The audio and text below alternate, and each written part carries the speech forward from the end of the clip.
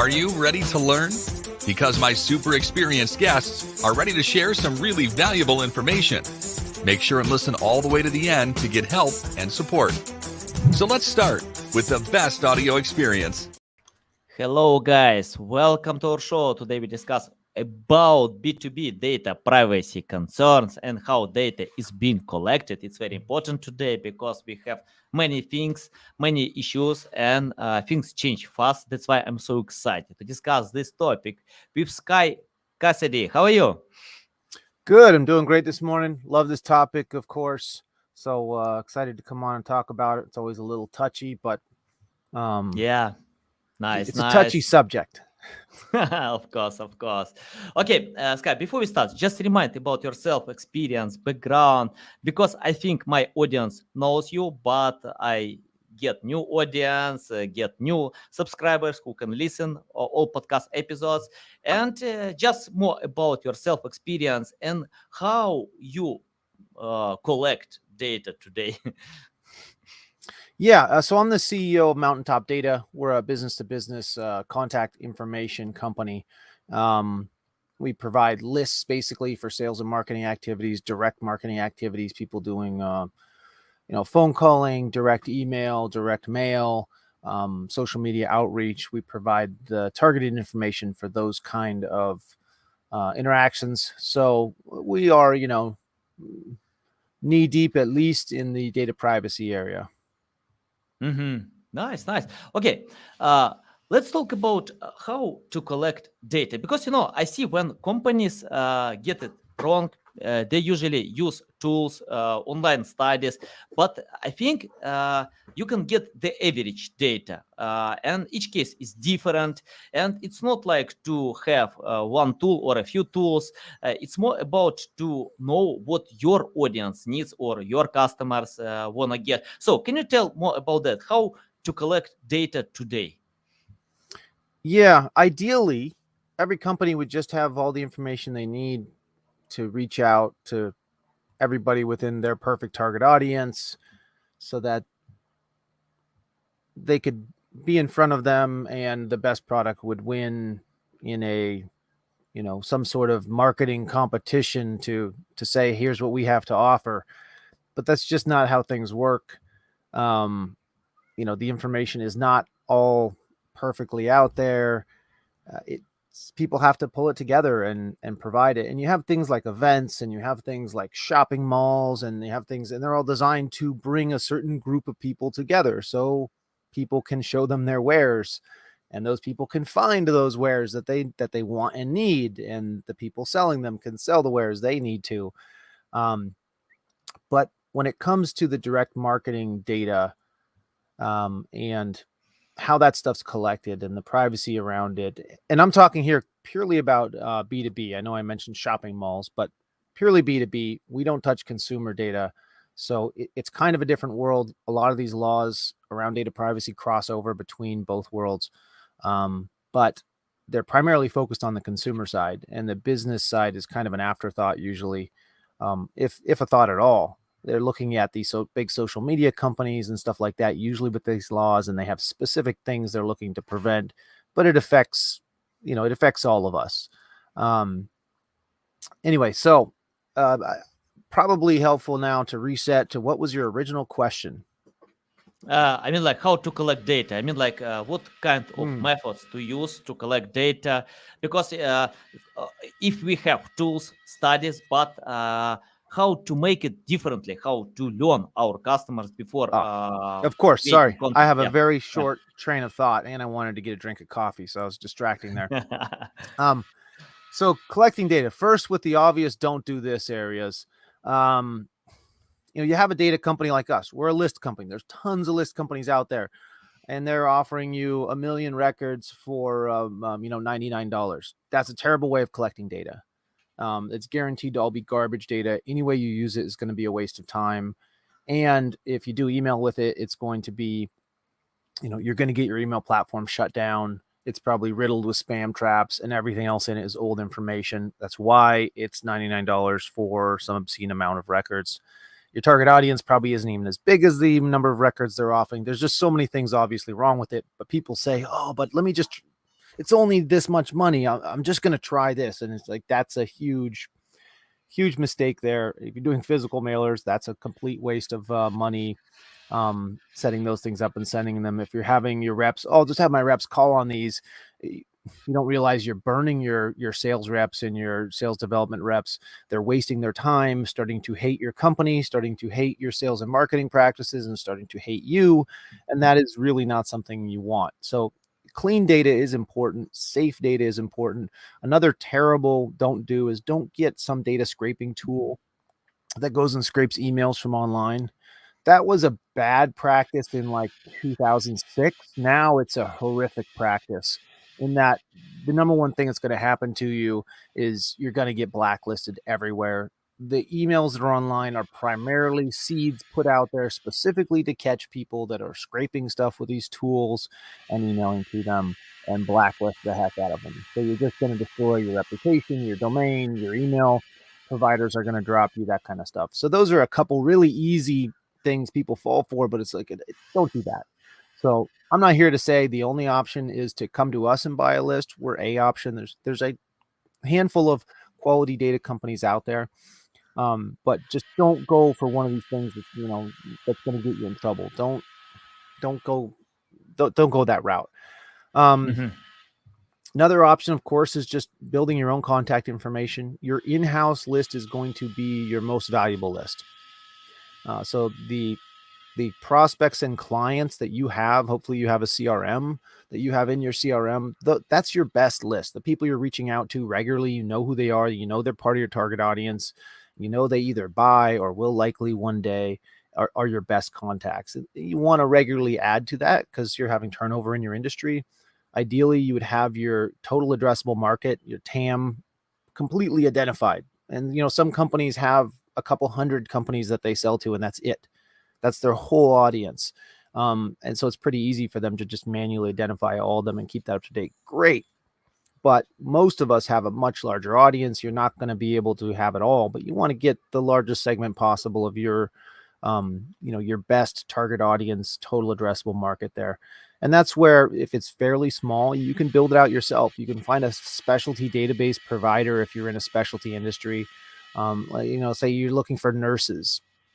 We have nurses in our database, but there's list companies out there that focus specifically on nurses, or you get into, some sort of a nurses directory, some sort of a nurses organization, and then you can directly market to them from within there. Great. That's a great way to access that kind of, get that kind of information into your system so you can get them on your newsletters or whatever you're doing for marketing. And then, of course, really the final place to go that's not a bad source, of course, is a list company like us and a handful of other companies. And we provide a good service with good information. It's never going to be completely accurate, but it helps you get an audience that you're not going to otherwise have and directly reach out to them. We like to say, your next 10 customers are in our database right now. You just have to come get them and reach out to them. They're there. Nice. I think, all companies have their advantages, disadvantages. Can you tell about your strong side, about your unique selling proposition? Because you mentioned that you have a bunch of competitors, other companies that are great with their services. So what is your strong side? Contact information. And, there's only a handful of quality B2B data companies out there. We do a lot of scoring on everything possible. We score. We have a score for how hostile somebody is when you're going to reach out to them. We have scores for the likelihood someone's actually a human versus a fake online persona. And then we have combinations of all these scores. We have scores on the phone number accuracy. We have scores on everything in our database. And then those all combine into a contact score. And then that merges with all the company information for a record score.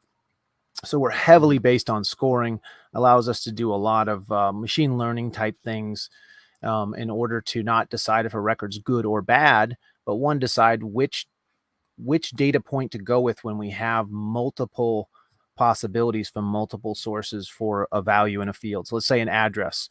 We have multiple potential addresses. Which one is the actual address? We know the company only has one location. Did they move or not? And which one's the most the accurate location. So we use scoring to figure that kind of stuff out. We have scoring on our sources. So this source of data has a score for how accurate this specific field is within its, as an original source of data. Let's say a common one, and when you talk about data privacy, would be government information. There's a lot of government information out there. The government publishes tons of information, new business registrations, all kinds of other stuff, business licenses, all kinds of information is available publicly. And that's a good thing, because capitalism requires companies to be able to market to other companies and people, with hopefully as little obstacle in the way as possible. So it's good to be able to get this information. That's basic information. We really, I think, excel at the contact level information and the location level information. We've always found it important to have location information, and been shocked when we look at other companies and they're really just like, great, have a company is the main thing for us. Oh, let's have some contacts, but every data point is for the headquarters. They don't really care about multiple locations. That's messy. It's difficult. So some companies just stay away, because most of the people buying the data aren't very savvy about exactly what they're getting until they've been burned a handful of times. And then they start asking questions like, is this phone number for the actual where the person's at, or is this just a general 800 number for the help desk? So we spend a lot of time and energy working on that location specific information and making sure we have that as accurate as possible for people in our database. Interesting. And you mentioned about this scoring. I found that most scoring systems are estimation, and sometimes they can provide wrong data, sometimes accurate. Can you tell about how you can estimate accuracy of your scoring system, and how businesses can learn from the scoring system to understand what they need to do? That's a good point. Scoring, in my opinion, for these purposes is always an estimation, and that's the point of it, is to make it an estimation. If you took the scoring down as simple as possible, you would say it's a 1 or a 0. You go binary on it. And that's a terrible mistake, because you're saying we either know this or don't know this. And rarely with data do you actually really know something. You have a likelihood of something being what it's said to be there. I like to say that 2 + 2 is somewhere between 3 and 5 when it comes to data. It's never exactly 4, because you never have exactly 2 and exactly 2. It's that's a hypothetical made up world where you have these perfect numbers. You don't have exactly that. You have some teeny fraction off one direction or the other. So in scoring, the whole point is to put a bunch of data points together to come up with a likelihood something is or isn't something. And that's always being adjusted.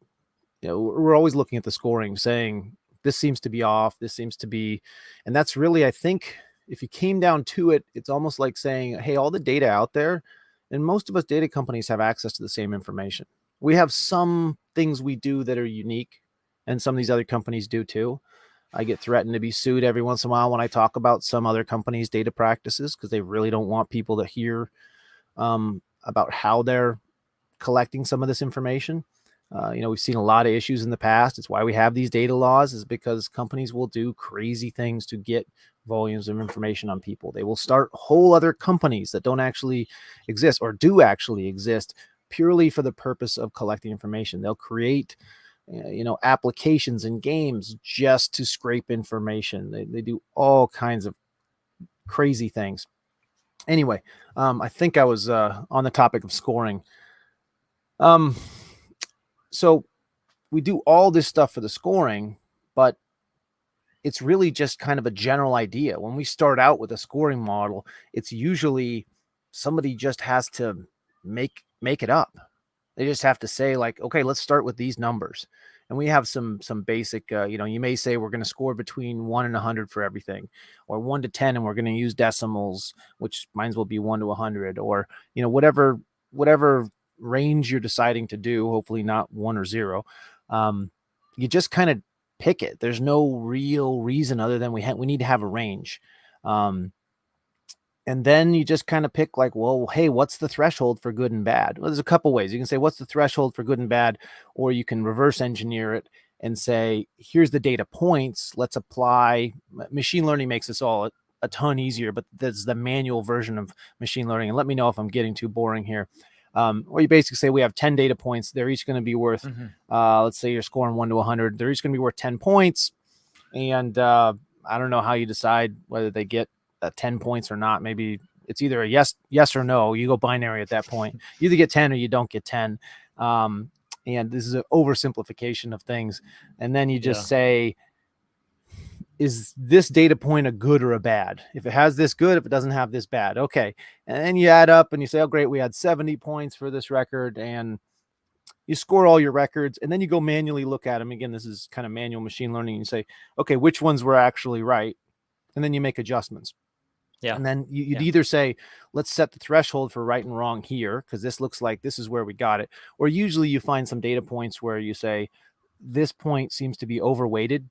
We're saying this is just as important as this when it's not, but that takes a human to look at usually and say, again, outside of machine learning, where you just say, here's the known values on the end of this, and then here's all the data points, and let it make the adjustments on what's more important and what indicates something being the outcome you want, accurate or not accurate, let's say. So there's a lot of nuance that can go into scoring. It's a lot easier just to say good or bad, which is what a lot of companies do. But I think we get way more accuracy and at different levels of the data. And people come to us and they say, our records are primarily sorted by record score.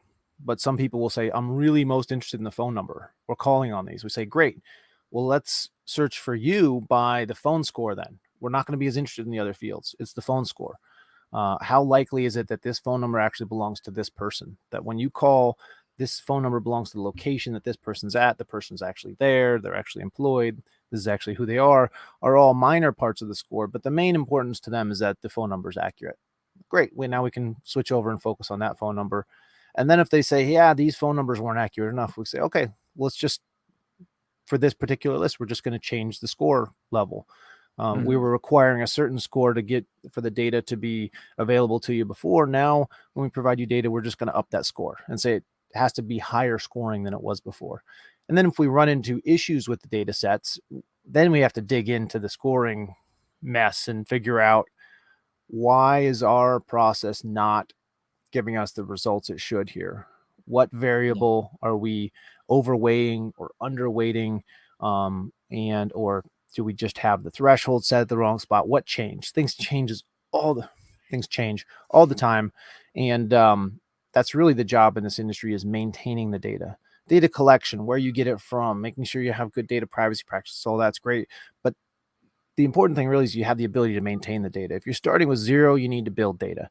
Always need to get new information, yes, but really a big part of the new information you need to get so you can maintain it, because other than people coming into the job market and dropping out of the job market, you really have the same people and they're going around from job to job. And in business data, that's the job, is making sure new companies you have in your database, people who are coming out of college and joining the workforce, you're getting them into your system if possible, and you have information on them available.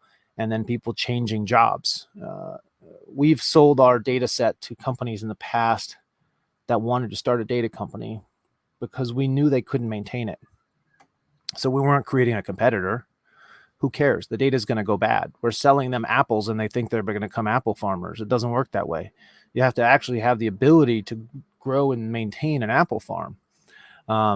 So the job here really is maintaining this data, because it's constantly going bad. Half-life of business data set is typically 2 years. So every 2 years, you're losing 50% of your data. People come to us wanting us to append information to their data. We say, oh, when was the last time you used this?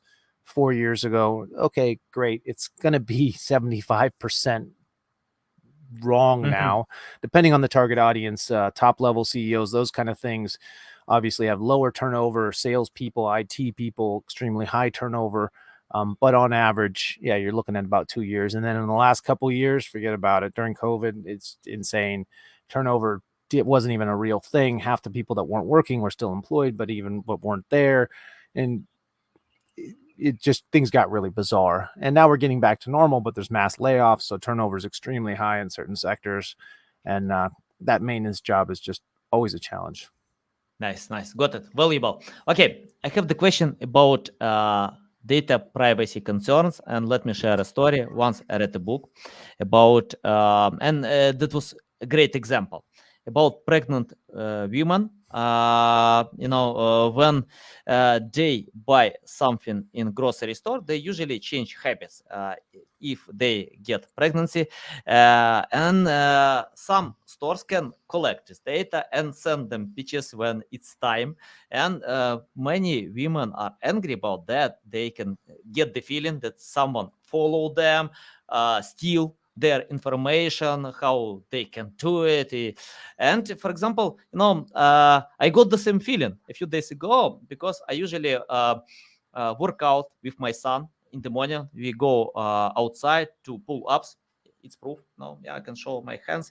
It's proof. And Oh, those are some pull-up hands. Yep. yeah. And then I came back home, opened YouTube, and I saw a few videos about pull-ups, how to do it right. And I got it. Wow, I never watched this video on YouTube. Why YouTube decided to recommend these videos? That's Probably pretty because specific. That's a little worrying. Yeah. yeah, and I had the same conversations with my friends who told me after speaking some information on phone, they got this marketing ads, paid ads about what they spoke, on phone. So people have this feeling. I have no idea how YouTube found the way that I'm interested about this topic, but I got it. So can you tell how to decrease the feeling of when people don't want when someone follow them to steal their data and to pitch it right? So, because you're paranoid doesn't mean you're wrong. And something being a conspiracy doesn't make it not true.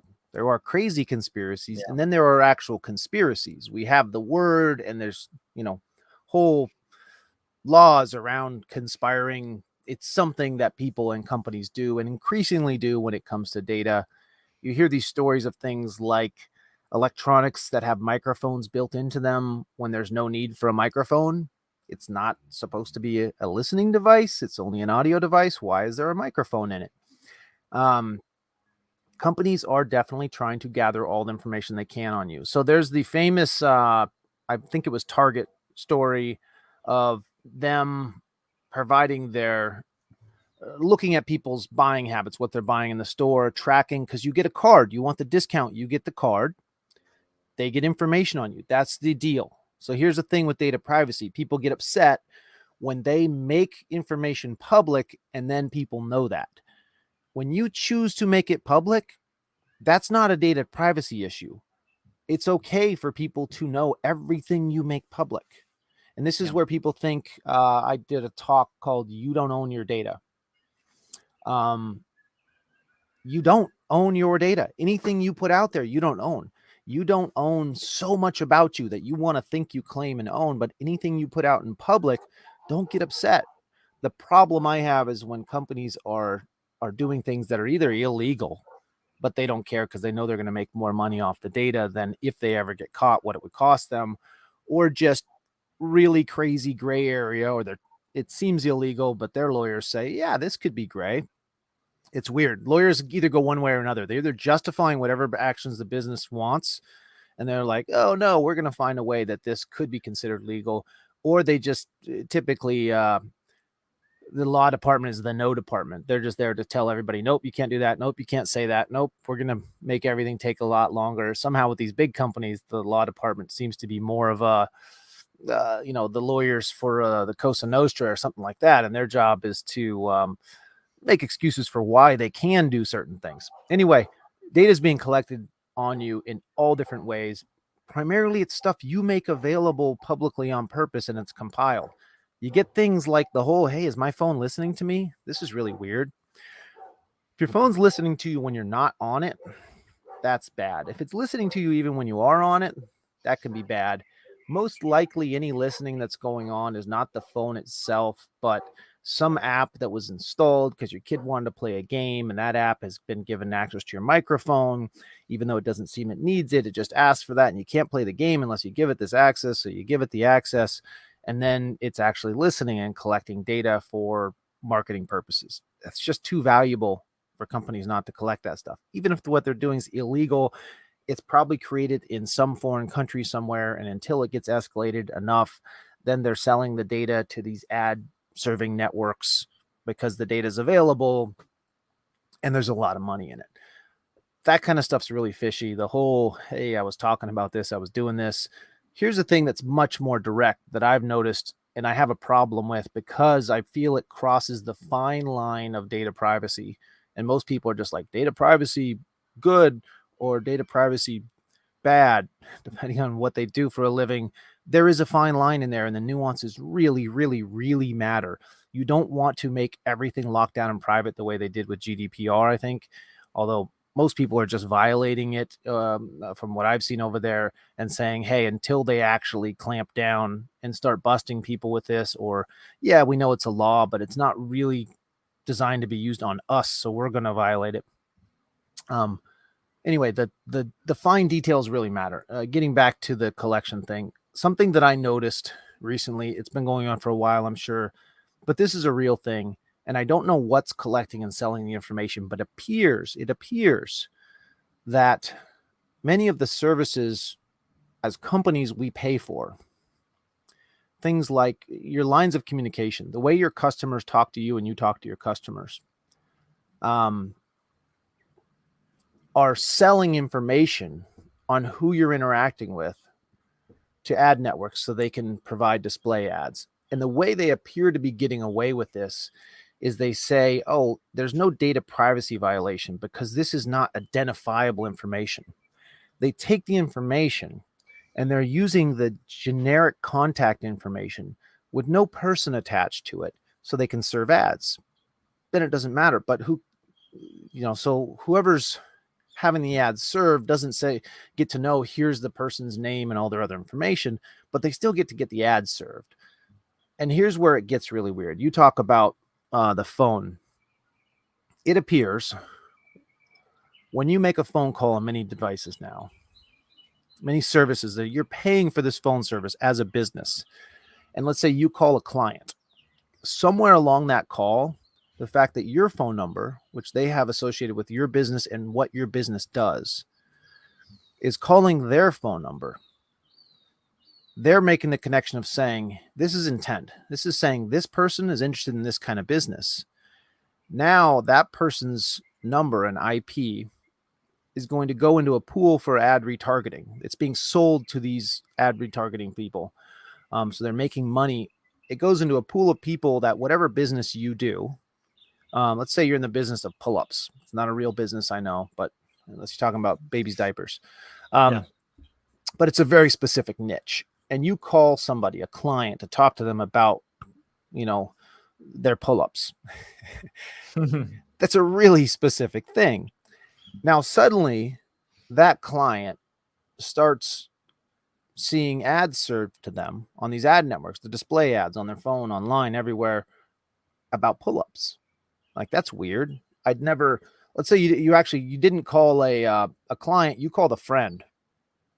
Now your friend's seeing those. You've never talked to your friend about your business. He doesn't care about your business, but he's seeing ads for pull-ups all of a sudden. Why is that? Oh, it's because Anatoly called you, and that happens to be his business. And because he called on that line, that call's associated with what he does, pull-ups.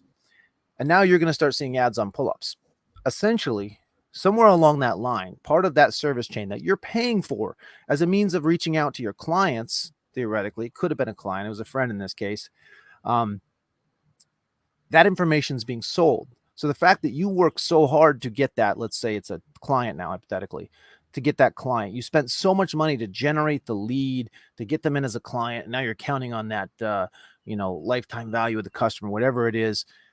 Well, some other company is paying to have ads served to that target audience. That information is being stolen from you essentially by the company that you're paying for the service to reach out to your customer, sold to your competitors or to an ad network so that they can get paid for display ads of your competitors, direct competitors, because it's exactly what you do that they're being advertised to be put in front of your client at the point that you're in contact with them.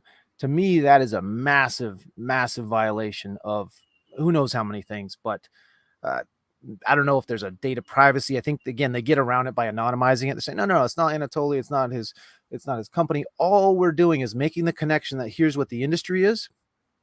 And then anybody that we have as a client that has that type of industry and wants to market that type of service, we're going to now show their ads to this audience, this whole pool that we're putting together of all the people, anybody who interacts, everybody you call. In fact, every single one of your customers is now going to be seeing ads directly for your competitors. And they're just being, I consider it, I don't know if it's a data privacy issue or a corporate espionage issue, but there's definitely a major issue there. And anytime I see a chain where that happens, it's very hard to nail down exactly where it's coming from. It could be an app you have on your phone. It could be your actual phone carrier. I don't know.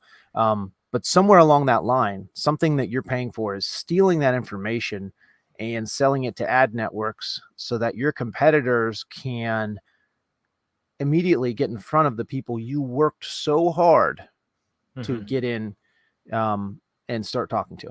And that's the most recent major business data privacy issue I've seen, in that it's really sneaky and behind the scenes, but it's directly stealing your clients and putting your competitors in front of them. And it appears to be based on services you are paying for. This isn't you making a Facebook post about them. Hey, I have this new company I'm talking to and it's awesome. They want our pull-up service.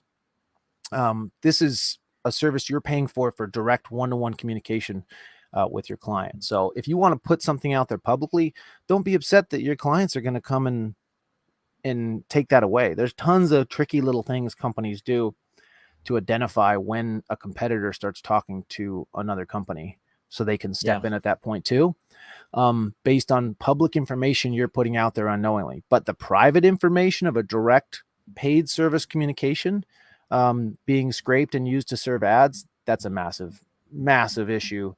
And honestly, I have no idea, other than some sort of legislation, how something like that, and the legislation would probably do more harm than good, could be handled. I got it. I want to ask about customers' feeling. For example, legal, illegal, I think for customers, it's hard to find the way about that. But, when you have this feeling that someone is following you to get data about you, and when you got this pitch, you can have this feeling, and it hurts selling process. So I mean, like, it's not like how data were collected. I mean, like, it can be legal, illegal methods, it doesn't matter. But anyway, after getting this pitch, you can feel it. Wow, they're stealing, they follow me, I'm not interested with that. And many customers are angry and don't want to buy. Can you tell how to find the balance? For example, if I collect data, but I don't want to show that I follow my customer, and my product will be valuable in the end. So the main question, it's not like legal, illegal. It's more about how to satisfy the customer to pitch something without creating this feeling. Right. So set aside whether practices or the actual legal data privacy things. Let's just talk about the creepy factor. Okay. The creepy factor, I'd mentioned the Target story. They track what you're purchasing. Famous story early on in doing this. And I may be getting some details wrong. I believe it was Target. They would send you the mailing coupons based on what they thought you'd be interested in based on your previous purchases in their store. Oh, it looks like, and one of the things they were doing is saying, hey, it's really valuable to know when someone's pregnant, they're going to be having a baby. We're going to start putting all this baby stuff in front of them. They're going to buy a crib before they have the baby. So if we can identify when they may be having a baby, we can start serving them with all this baby stuff And most listeners probably have heard the story, know where it's going.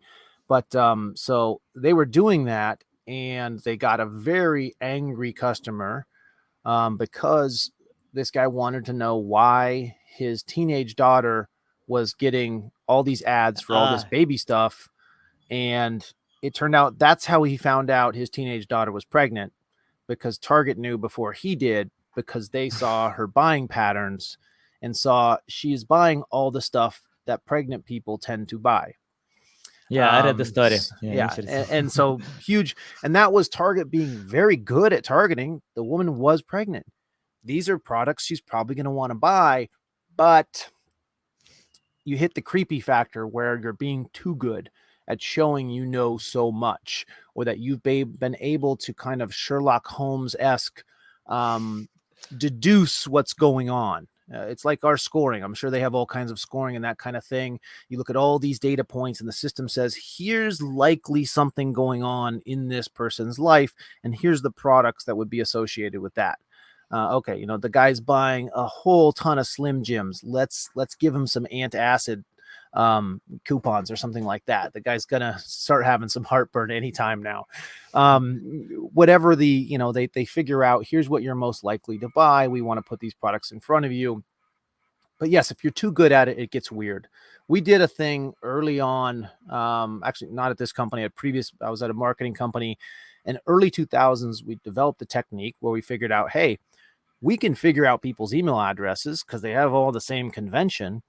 We have data. We weren't a list company. I was at a marketing agency. We're buying these lists, but they don't have emails. Instead of doing all the cold calling, let's send these people emails first, and then it was a marketing agency directing leads for high-tech companies. So we started doing that, and then we figured out, hey, we can actually figure out in the email, we can put an image. And this is early days before open tracking and click tracking and all that stuff. We can put an image in the email. And if we host that image, we'll see who actually opens the email. Okay, that's cool.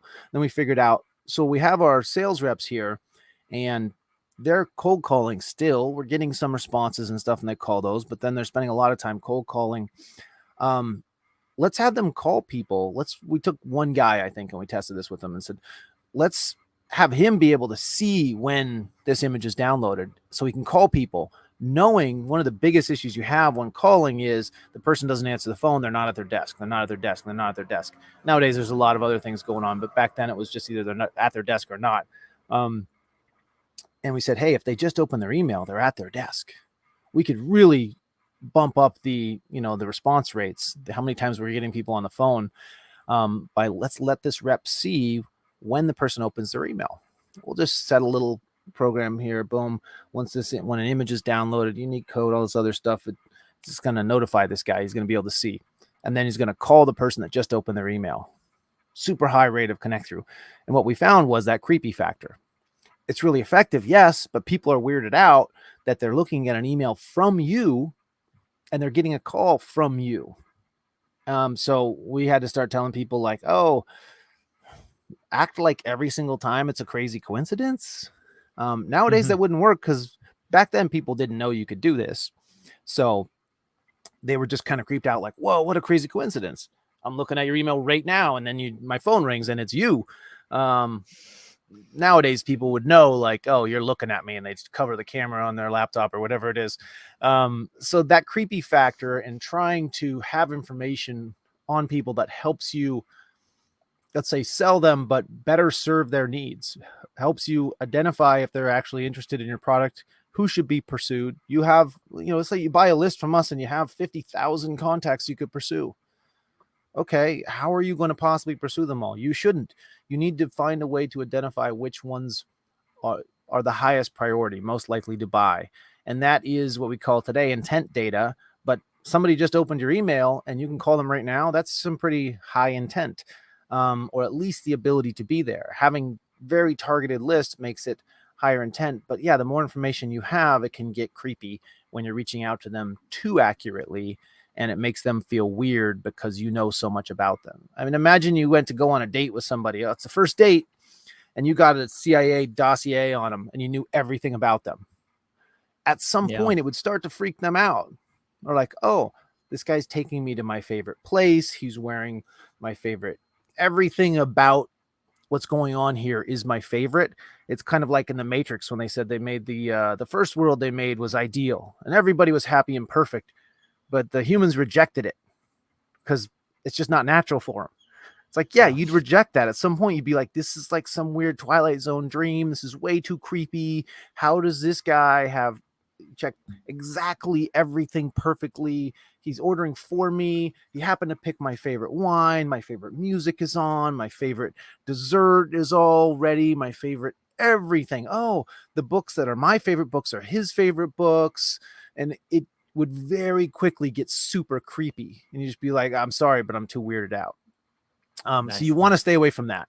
You want to get enough information to know you're not wasting your time, and then just do your job and go work, and don't get so much stuff, and realize, think about it from the client's perspective and think, is this creepy and weird?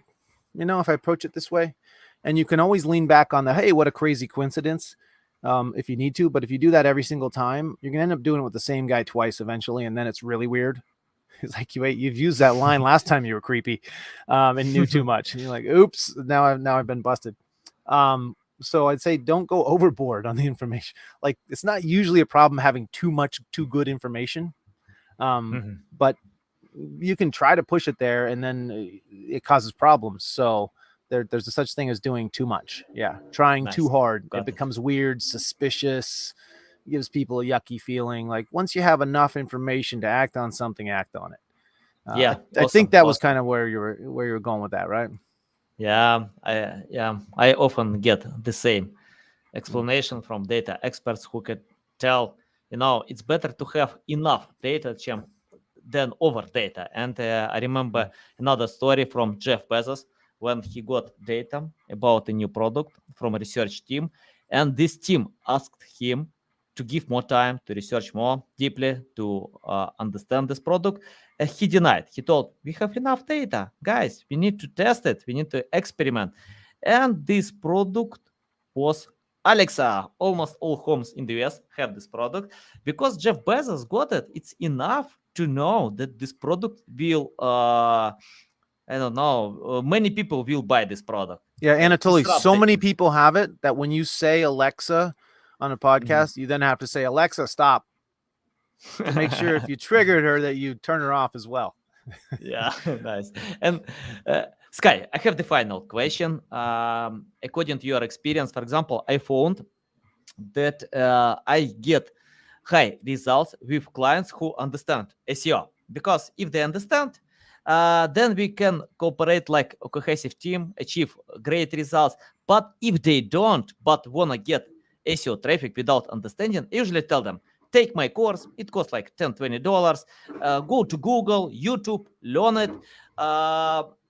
And I found when people don't understand, it's hard to get results, because it's the same like, I don't know, like to lose weight.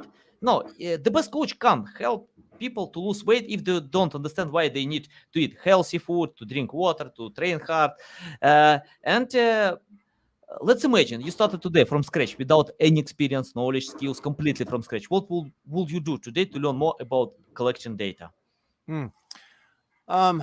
A comment on the SEO thing. I'm not an expert in SEO at any means, but that allows me to know that it's a sort of a zero-sum game. If you want to put money into Google Ads and you don't know anything about SEO, Google Ads is different. Okay, if you want to try to build up some natural traffic and you don't know anything about SEO, you're competing directly against everybody who does.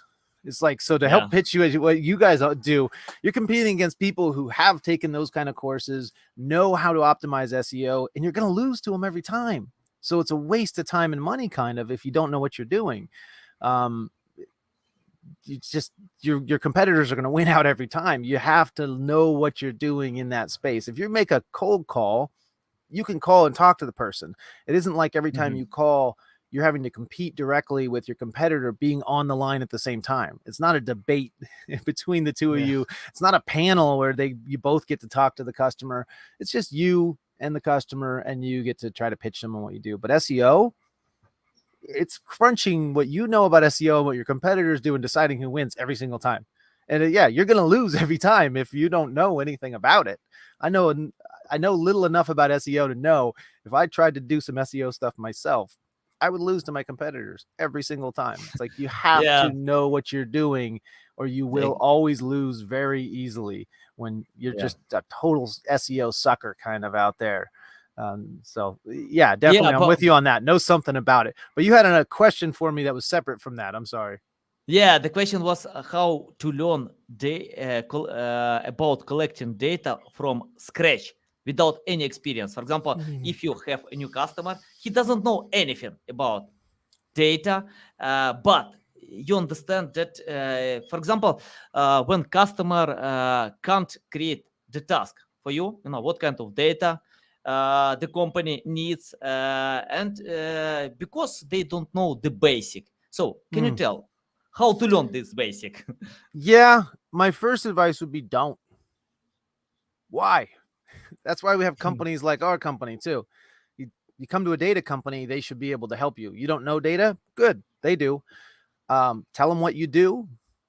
Here's what we do. Okay, who do you sell to? I'm not sure. All right, well, you should kind of have an idea of who you're actually buys your product or who could buy your product. But a good account manager, a data company, will be able to look at what your company does. Like, what's your website? Hopefully, you have a website. If you don't even have a website, don't talk to a data company yet. But if you want to get a list of target contacts to sell to market to, and you call a data company, get an account manager, they should be able to help you identify the right target audience for what you do.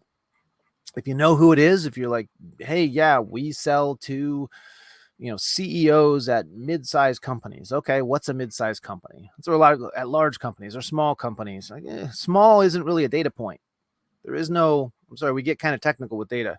Exactly how many employees in a range, and companies will be able to give you that. So by small, do you mean like, 1 to 10 employees, 1 to 50, 10 to 50, 10 to 200? Everybody has a different definition for what those things are. So you got to make sure you're on the same page. If you're using terms like that, and then we used to have sales reps that would go to our data team asking for account for specific data, and they would just put like small companies. Say, are you insane? Within our company, you're going to treat it that. You have to be specific. You have to say exactly what you want. These are data points within a search. The search doesn't understand small. That's a very, very relative term.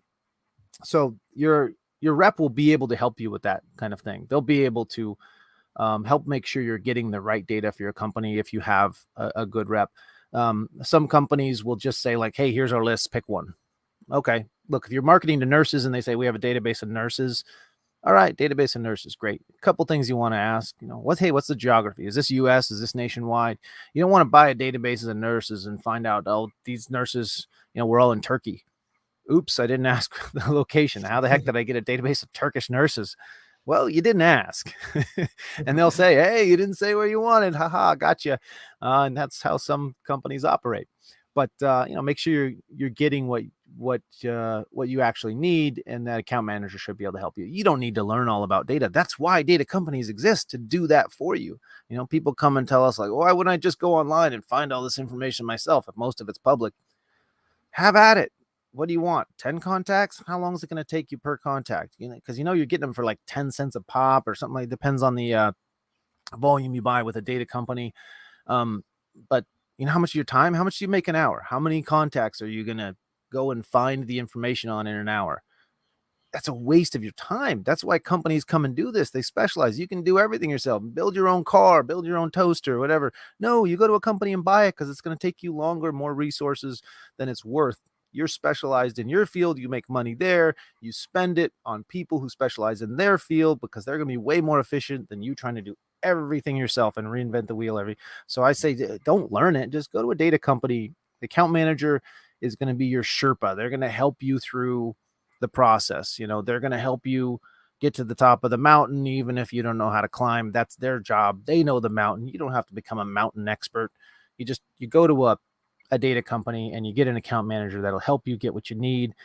Make sure you ask some smart questions and you're getting exactly what you need. And you see a sample of the data and, yeah, these look like our people. Great. things go wrong, you come back to them, hey, this is wrong, adjust it until you get what you need, and then you have what you need. But that's why we have data companies, so that you don't have to do everything yourself. Don't Nice. be that company that wants to do every single thing themselves. Learn some Nice. SEO, great. Do some of your own SEO, great. Hire a company and outsource your SEO. For many companies, that's a better method. If you're an SEO person, you need to stay up and learning on how that stuff works. But if you're not, if you have no clue how SEO works, you're going to waste a lot of time and money versus just paying a company to run your SEO. So you're like, how could I learn SEO? I don't go to school, start here. Where do you start? Kindergarten. You learn everything there is to learn. Eventually you learn about computers and marketing, and then you learn about all this other stuff. It's like, no, you just pay a company that specializes in that to get it. It'll save you a lot of time and heartache. So best way to learn how to do it, don't bother. Pay somebody else for their expertise. Got it. Nice. Good advice. Sky, it's a big pleasure to get on my show, to learn from you. You always share valuable insights. I need some time to consume all this information, to collect this data in my mind, because you gave a lot of tips, valuable tips. Tell our audience the best way how to keep learning from you, how to follow you, how to reach out to you. LinkedIn is probably the best place to find me, to follow me. I don't do a ton of posting there, but it's a great place to connect with me. So I'd say just search for me on LinkedIn. My company, Mountaintop Data, is just mountaintopdata.com. You're looking for data. Need data appending, data cleaning, any of those kind of things. Data cleaning, for God's sakes, people, clean your database and have information appended to it. There's such horror stories out there. This is your best database. Come buy new data from us, great. But first, make sure the stuff you have, your best quality. These are the people that are buying from you, and you don't even know what industry they're in or what size company they are. So you can't figure out who your actual best, who's buying the most from you. You don't know because you don't have industries on most of these people, or company sizes. Are like, get your data clean and appended. It's really inexpensive, and it allows you to look at the information and see what's really going on. And then new contact information, anything like that, come to us, Mountaintop Data, see if we can help you out, get you samples, costs, counts, all that kind of good stuff. And like I said, LinkedIn, that's about it. I don't really spend any time on any other social media platforms. Okay, got it. Guys, you can find the link to LinkedIn account in the description below. Listen us on Apple, Google, Spotify. Thanks again for your time. Love it. So valuable. I recommend to anyone to follow Sky on LinkedIn, to reach out to him and tell that you found this content in our podcast. Okay, guys, love you. See you.